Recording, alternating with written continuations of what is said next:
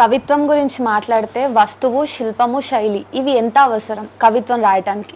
కవిత్వం రాయడానికి మీరు చెప్పిన 3 చాలా అవసరం. దాంతోపాటు అలంకార శాస్త్రం అంటే ఇమేజెస్ మనం ఏదైతే వాడుతున్నామో ఇమేజెస్ కూడా గొప్పగా ఉండాలి అని చెప్తాం.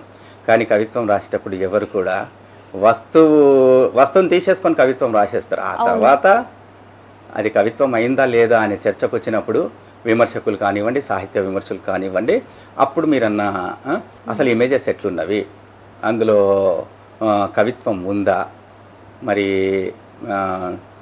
కవిత్వానికి సంబంధించినటువంటి ఒక డిక్షన్ ఉంది.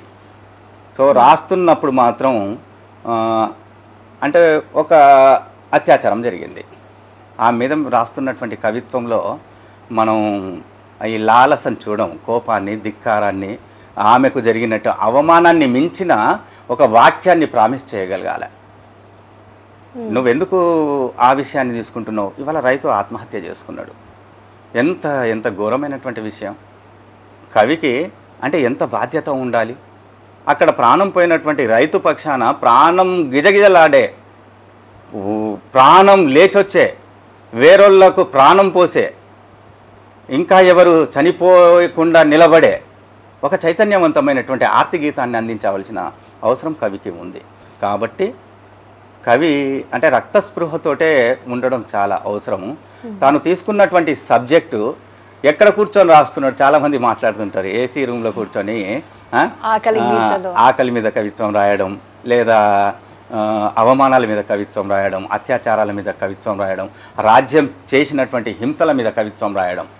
కూర్చున్నది ప్రధానం కాదు, అతను ఎంత రగులుతున్నాడు, లోపల ఎంత మంట పెట్టుకుంటున్నాడు, అతను తీసుకున్నటువంటి ఆ విషయానికి తను రాస్తున్నటువంటి అక్షరం సరిపోతుందా లేదా, ఆ ధీటుగా తను స్పందించిందా లేదా అనేది చాలాసార్లు ప్రయాణం చేస్తూ రాయాల్సి వస్తుంది. ప్రయాణం చేయడం వల్ల అనుభవసారం తగ్గదు, ఆ వేడి తగ్గదు, ఆ ధిక్కారం తగ్గదు. అలాగే హోటల్లో కూర్చొని టిఫిన్ చేస్తూ అనుకోకుండా అప్పుడే ఒక విషయం తనకు తెలిస్తే టిఫిన్ తింటూ కూడా కవిత్వం రాయొచ్చు బహుశా. తను తింటున్నది ఏంటిది, రాస్తున్నది ఏంటిది అని మనం ఆలోచిస్తూ కూర్చుంటే కలవదు.